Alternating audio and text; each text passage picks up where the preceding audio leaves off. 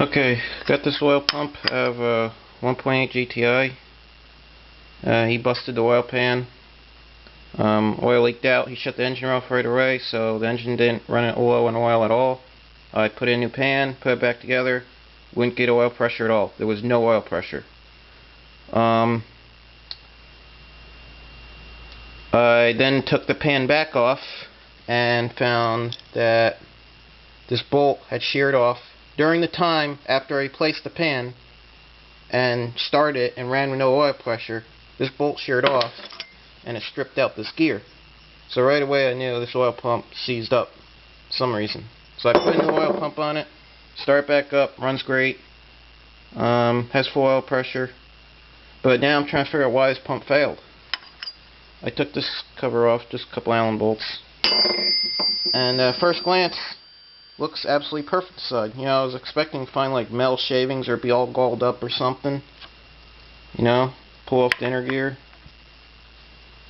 Looks like perfect. I know it's hard to see on my crappy camera, but I mean, this thing really is really nice shape. Car only had, 110,000 miles on it, so it's a low mile pump. And even inside the housing, there's a little galling. A little scoring. Now it's to call it galling. It's a little scoring around the outer gear here. But still, like nothing that should make this pump fail catastrophically like it did.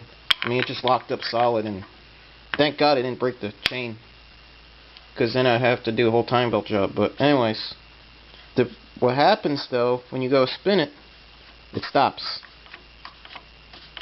Almost like the shaft's bent or something. The pan only had a little crack in it, so I find it hard to believe he bashed it hard enough to bend this pump or something. But it stops. That's it. And I don't see why.